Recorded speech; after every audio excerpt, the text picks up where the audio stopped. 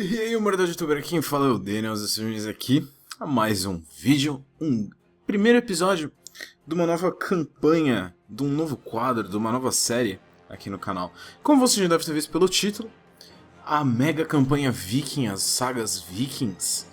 E eu estarei aqui jogando o Crusader Kings 2 sem nenhuma modificação de Game of Thrones, que até então eu só tinha jogado o mod de Game of Thrones. Então eu estarei jogando agora o jogo original com alguns mods.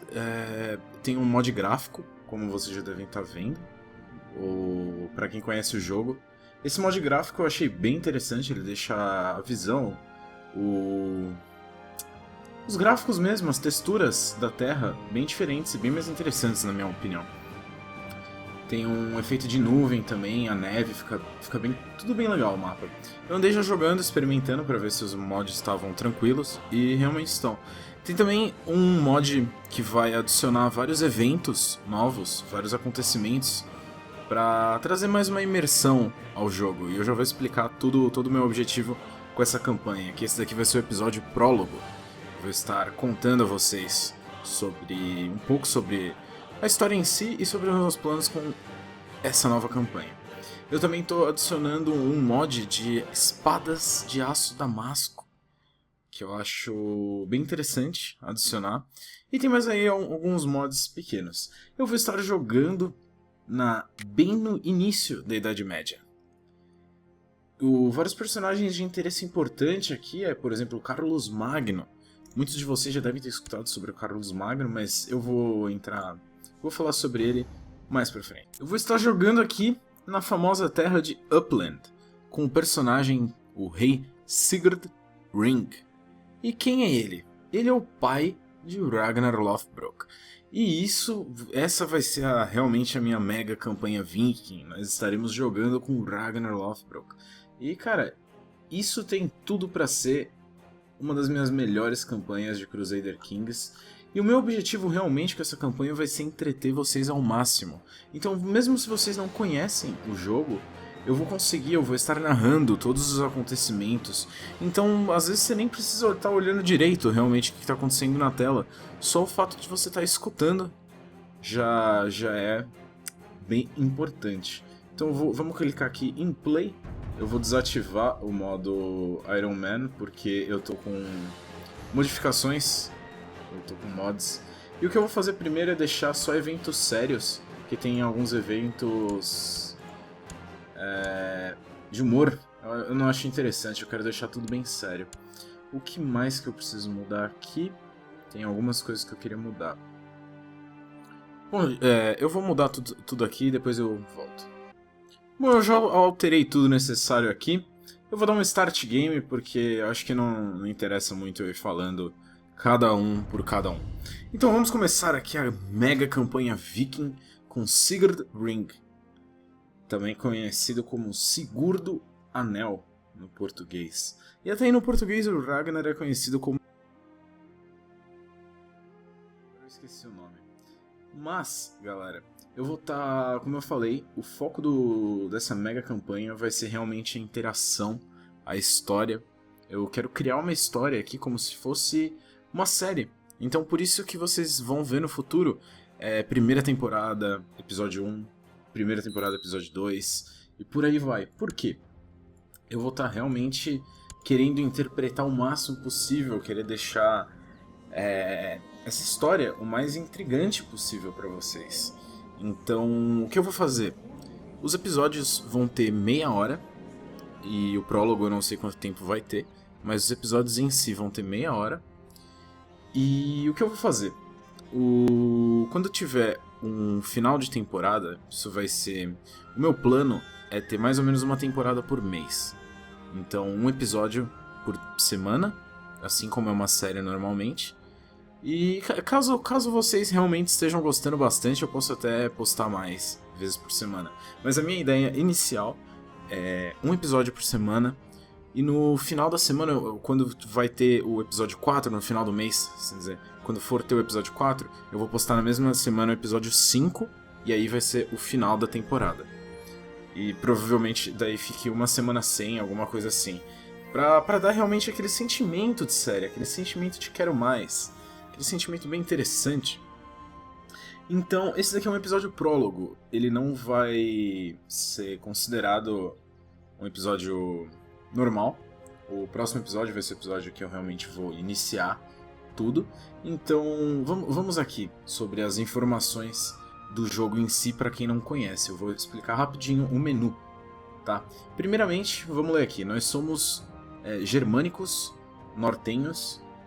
Nós somos uma tribo germânica nortenha. E estamos jogando com um rei germânico também nortenho. E eu não sei nem se nortenho é a palavra certa para se utilizar. Eu falo muito nortenho por causa de Game of Thrones. Northern. Mas, bom, enfim. Nós podemos pilhar terras com os nossos navios. Nós podemos pilhar os infiéis, que não acreditam na nossa religião, também. E nós podemos levantar runestones. São pedras religiosas, runas religiosas, até o ano de 1150. Nós podemos ter fortes e lugares mesmo, tribais, sem nenhuma penalidade. Nós podemos construir tribos, nós podemos construir templos, nós podemos construir fortes. A gente usa o nosso prestígio. Prestígio é uma moeda, aqui, que está aqui em cima, já vou explicar. A gente usa prestígio para construir a maioria das coisas, tem só duas coisas que a gente utiliza: ouro. E a gente, nós somos tribais, quando a gente for entrar em guerra, a gente tem que pedir para os nossos vassalos, a gente tem que chamar eles para guerra. Se a gente fosse feudal, eu acho que eles já vinham praticamente automaticamente. A gente não recebe taxas de governos tribais. E dinastias tribais talvez decaiam se a religião permitir. Pera. Bom, isso aqui eu não entendi direito, para poder traduzir. Novamente falou que a gente pode pilhar. Bom, tudo bem. O nosso homem governante, ele pode ter até 3 concubinas. Concubina é mulheres secundárias, assim dizer, esposas secundárias. E no momento a gente só está casado com uma. Eu pretendo continuar assim, pelo menos com o Sigurd. A gente pode mudar nossa capital a cada 600 meses. Nossa. Não podemos dar títulos de reinos ou impérios para personagens de uma religião ou cultura diferente. A gente pode... Não podemos demandar uma conversão religiosa. Padres não, né? Padre não é a palavra certa. Mas homens religiosos podem também herdar terras. Eles podem casar. A religião também deixa com que mulheres tenham títulos religiosos, títulos de templo. Nossos navios podem passar por rios, por esses rios aqui. Deixa eu ver mais algum. Por esse rio aqui também, por exemplo. Mais uma vez falou que a gente pode pilhar as pessoas. Bom, enfim, é mais ou menos isso. Deixa eu colocar esse daqui é o mapa. O mapa é gigantesco, como vocês podem estar vendo. Bom, vou colocar no modo para ver os reinos. Esse aqui é o modo que eu sempre jogo Crusader Kings, porque tem as diferenças de coloração. Vamos lá aqui para esse menu. Esse aqui é o nosso valor de ouro, esse aqui é o nosso valor de prestígio, esse aqui é o nosso valor de religiosidade. É tipo piedade. É que piedade na tradução literal não fica tão bom, então vou chamar de religiosidade. Esse aqui é o nosso tamanho de terras que a gente pode ter. No momento a gente tem 1, 2, 3 terras que a gente controla pessoalmente. No caso aqui, a gente tem um chieftain para controlar essas 2 terras. Esse aqui é o nosso tamanho do nosso império, nosso tamanho do nosso reino, que no caso está 9, a gente ainda é bem pequeno.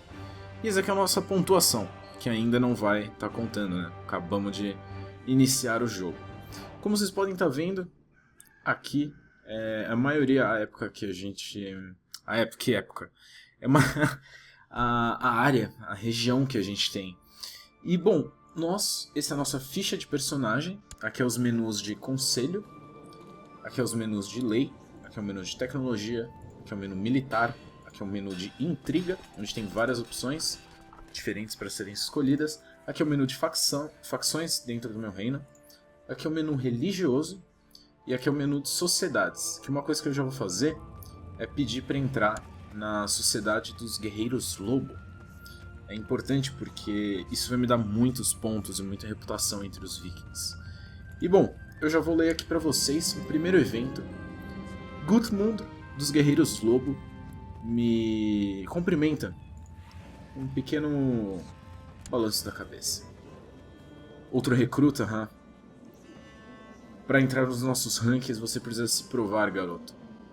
Eu acho engraçado, porque ele tem 28 anos, aqui na ficha de personagem dele dá pra ver. Ele tem 28 anos e eu tenho 38, e ele tá me chamando de garoto. Bom, ele diz isso enquanto passa com a mão no meu peito, tipo, bate assim com a mão no meu peito. Você estará lutando com um de nós. Ainda está interessado, meu lord? Sim, estou interessado. Eu ainda não vou despausar o jogo, eu vou continuar explicando pra vocês sobre o menu e dar uma contextualização de história mesmo. Porque como eu falei, esse vai ser o episódio prólogo, esse vai ser o episódio que vocês vão ficar sabendo tudo o que está acontecendo aqui na gameplay, o que vai estar acontecendo no futuro.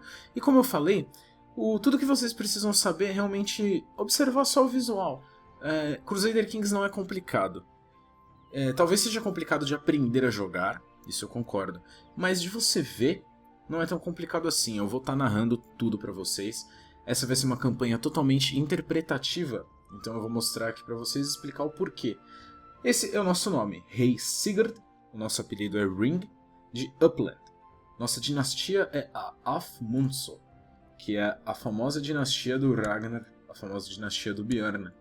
E aqui mostra outros membros, da nossa dinastia que morreram. E eu vou estar interpretando um pouco de um jeito mais diferente isso aqui. Eu já tenho uma ideia de história que eu vou querer contar pra vocês. Então vai ter alguns momentos que eu vou usar códigos. Eu sei que isso vai estragar um pouco a diversão da gameplay, mas eu não vou fazer código pra tipo escapar o meu personagem da morte ou essas coisas. Vai ser, por exemplo, quando o Ragnar tiver a idade suficiente, eu vou adicionar uns traços pra ele que realmente condizem com os traços do Ragnar. Eu vou realmente tentar recriar o personagem do Ragnar aqui pra entreter melhor vocês. E eu só vou vou mudar também a ficha do Sigurd, porque eu tenho uma ideia de um personagem que eu quero fazer com ele. Então eu espero que isso vocês entendam, mas de resto vai ficar realmente isso. Eu quero contar a história dos vikings através desse jogo, de um jeito bem interpretativo e divertido. Então a primeira coisa que eu vou fazer é vir aqui no barbeiro e colocar uma barba bem viking pra mim. Pronto. Não, vamos colocar também um cabelo meio raspado aqui. Pronto. Perfeito, esse daqui é o Rei Sigurd Ring. E, bom, vou explicar a nossa ficha aqui de personagem. Essa é a nossa dinastia, a Afmundsson. Essa aqui é a nossa árvore genealógica. A gente pode ver nossos parentes, os nossos grandparents, nossos avós e nossos bisavós. Ou no caso só o bisavô, porque aqui não... Como o jogo não tem uma história atrás, esse é o período mais early, mais cedo que você consegue jogar. A minha árvore da minha dinastia não está completa, mas mais pra frente estará. Aqui é a árvore do nosso reino, pra gente ver os nossos vassalos ter um controle maior, se eles estão gostando da gente, o que está acontecendo. Aqui é o nosso tesouro. A gente vai ter nossas espadas importantes, livros, artefatos, tudo vai estar aqui. Eu ainda não tenho nada, então tá vazio. Essa daqui vai ser a minha linhagem sanguínea. Poucos personagens ainda já vai vir com isso daqui. É geralmente algo que você conquista. Mas vai ter um evento na campanha em que o Ragnar ele vai ganhar o apelido de Lothbrok. Como vocês podem ver, o nome dele é Ragnar Sigurdsson, porque ele é filho do Sigurd. E os nomes nórdicos eram passados assim. O seu sobrenome era o nome do seu pai, e falando que você era filho do seu pai. Esse aqui é a aba de mortes, pra gente ver quantas pessoas nós matamos. Isso aqui é bem interessante pra você ver quando você tá já no final da vida do seu personagem. Você fala, nossa, olha tudo que ele já fez. E aqui a gente tem a nossa ambição. A ambição do meu personagem vai ser virar rei da Suécia. Aqui, ó. O rei Sigurd quer se tornar o rei da Suécia. Se pagão, com leis de sucessão eletiva Gevelkind, eu já vou explicar depois, me permite a ter o uso ilimitado do caso de guerra de subjugação dentro do reino. Eu também posso escolher fabricar direito nos títulos de alguém, mas isso não vai ser necessário, porque como a minha ambição é me tornar rei, os outros pagãos, os outros pagãos, eles não vão se importar muito, porque é a minha ambição, e vikings respeitam essa parada de ambição e tudo. Então nossa ambição vai ser nos tornar realmente o rei da Suécia.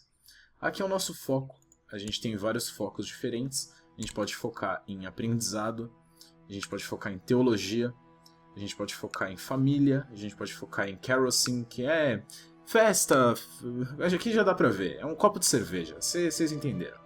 A gente pode focar em guerra, que vai ser o meu foco, a gente pode focar em caça, a gente pode focar em sedução, intriga, governamentabilidade, assim dizer, e negócios. Então o nosso foco vai ser realmente guerra, porque a gente vai estar entrando em muitas guerras por aqui. E aqui tem novamente o nosso quantas terras a gente controla diretamente, nosso número de vassalos, nosso número de homens. No momento nós temos 1282 homens a nosso controle. Temos 61 de ouro, como está aqui também, 30 de prestígio e 15 de religiosidade. Isso aqui é basicamente tudo que está aqui, é só para poder ver também das outras pessoas, então fica mais fácil. Mas enfim, esse daqui é nossos atributos. Temos diplomacia, liderança, eu chamo de liderança, pode ser comando, pode ser várias interpretações. Administração, intriga e aprendizado. Esse aqui é o nosso combate pessoal, o quão bom a gente é no 1 a 1, no duelo. E esse daqui estão os nossos traços de personalidade. Nós somos habilidosos em comando, nós somos ágeis, rápidos. Isso é muito bom, porque a gente ganha mais 3 em todos os nossos traços aqui do lado. Nós somos também corajosos, nós não ligamos para a justiça, temos uma natureza desonesta e manipulativa, e somos... a gente é envergonhado, a gente é meio recluso à sociedade no geral. E eu tava pensando, a única coisa que eu vou adicionar aqui no Sigurd é o ambicioso. Eu acho importante eu ser ambicioso, porque eu tenho muitas ideias para essa campanha. No momento a gente tem 4 títulos, sendo que 3 é o que eu falei, são as 3 terras que a gente controla diretamente, sendo que a nossa principal é a terra de Upland. E bom, o outro título é o Pequeno Reino de Upland, que controla essas terras aqui. Como vocês podem ver, eu tenho basicamente a maior parte das terras aqui da Suécia. Essa daqui é a Suécia, essa daqui é a Noruega e essa daqui é a atual Dinamarca. Eu coloquei a tradução para os nomes para traduzir para o inglês, porque senão vai ficar todos os nomes culturais. E eu quero, como falei, ter uma imersão maior com vocês aqui. Vamos mostrar aqui uma coisa que eu sempre faço em toda a campanha, é adicionar personagens de interesse importante.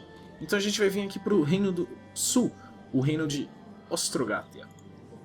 Nós temos o rei Hroðvar da família Ulfin. Que família é essa?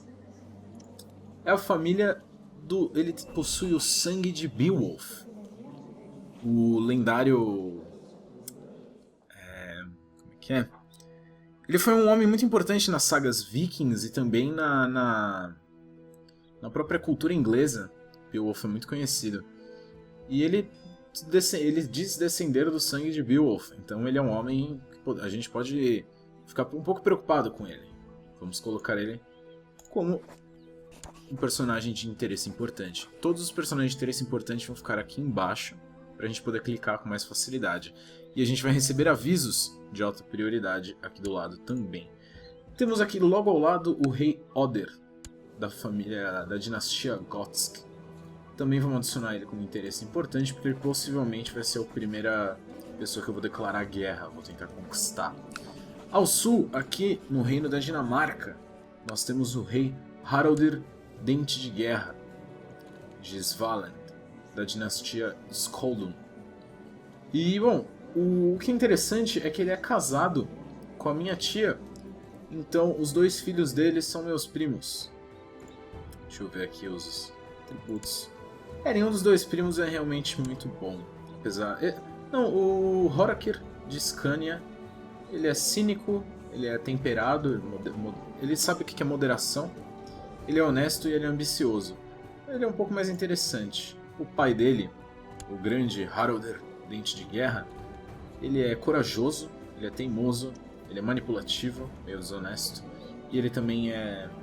O problema dele é luxúria. O problema dele realmente é luxúria. E temos... Vamos colocar ele e os meus primos como interesse importante, sempre bom estar sabendo o que está acontecendo aqui. E outra coisa que é bom falar, como eu vou estar interpretando o máximo possível os personagens vikings, até então os vikings, o povo nórdico não desconhecia sobre essas terras, as terras a oeste, as terras da Inglaterra e etc. Então, com o passar do tempo, eu vou adquirindo mais conhecimento, eu vou ir explicando tudo. Logo aqui, embaixo da Dinamarca, nós temos os saxões. Sempre me confundo. Temos o alto-chefe Theodric de Saxônia. Vou colocar ele também como um personagem de interesse importante, porque ele já tem um grande chieftain.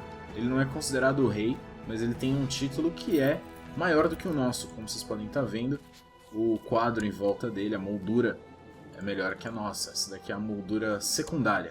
Como eu vou explicar agora, novamente, como funcionam os títulos. Primeiro você tem os chieftains, que são os menorzinhos aqui. Depois entram os dukes, que mais pra frente vão ser conhecidos como jarls, que tem esse meu símbolo aqui. Reis possuem essa moldura, e acima dos reis estão os imperadores. Se a gente for aqui no Império Bizantino, vocês vão ver o Basileus Constantinos, o quinto de seu nome, que tem a moldura bem estilizada, e também o título dele dá pra perceber que ele tem um título de Império.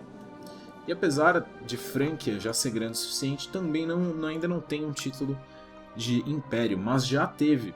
Eu já vou entrar aí nesse assunto.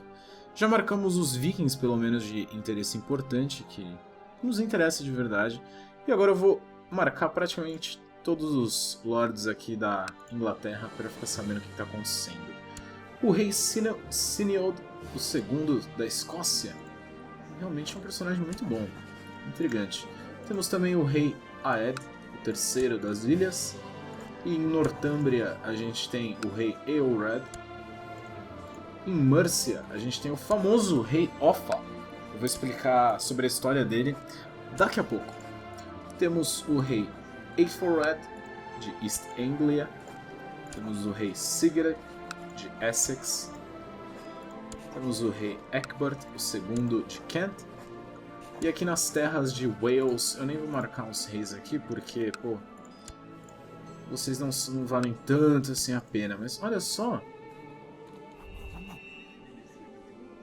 quando os romanos invadiram a Britânia, esse homem foi o responsável por defender a conquista da ilha. Então você... Olha, não, você eu vou colocar como interesse importante, vai. Você possui um sangue lendário, isso é importante. E em Winchester, em Wessex, a gente tem o rei Cinewulf. E sabe o que é mais interessante? Se a gente vem pra cá, eu não sei qual que é a linhagem específica, mas eu sei que é dessa família. Quem? Deixa eu ver você... não.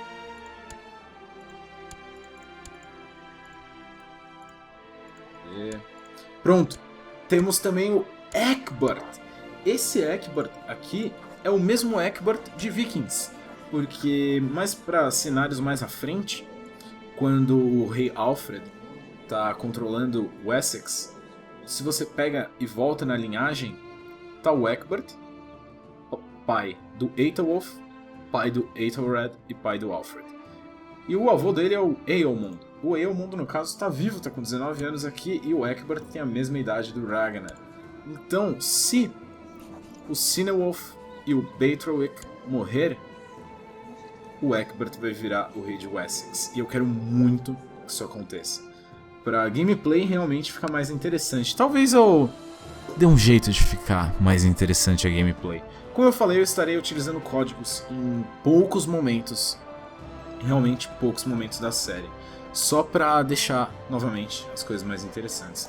E temos aqui o rei de Cornwall, o rei Carl Dolly de Cornwall. E aqui entra o meu grande personagem, o grande homem, o rei Carl de West Francia, também conhecido futuramente como Carlos Magno, descendente da linha de Carl, também conhecido como Carlos o Martelo, Carlos Martel. Teoricamente é Carlos Martel, só que era Martel por causa de martelo, então é Carlos Martelo. E qual é a história desse homem aqui? Vou estar contando para vocês agora. E depois eu contarei a história do Rei Offa, e eu terminarei mais ou menos esse vídeo prólogo, porque no próximo a gente começa o primeiro episódio. O Carl, o Martelo, ele foi extremamente importantíssimo homem para a história da Franquia em si. Após a queda de Roma e tudo, o rei atual da Franquia, ele não era assim, o título de rei não era tão importante. Existia o título de como é que é o nome? De prefeito do palácio. O prefeito do palácio controlava as decisões do rei, então todos os duques queriam o título de prefeito do palácio. E isso não é diferente para o Carl, o Martelo.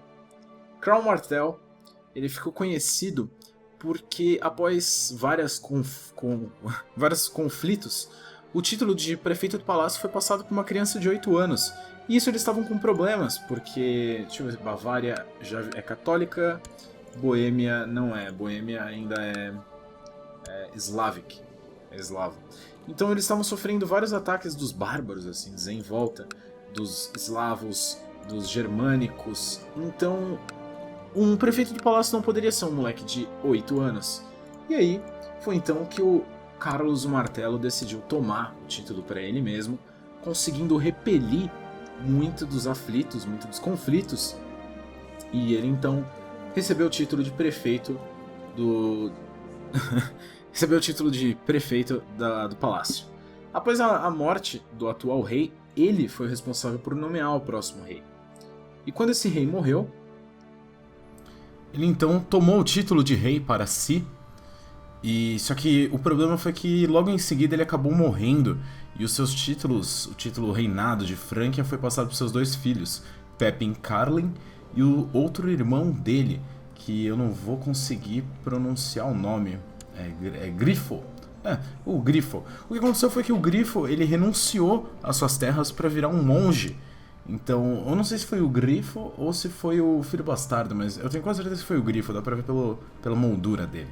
Ele renunciou ao título e passou o reino de Bavária e o resto do reino de Franquia pro irmão dele, o Pepin, que virou o imperador de Franquia. Dá pra vocês verem que ele é considerado imperador.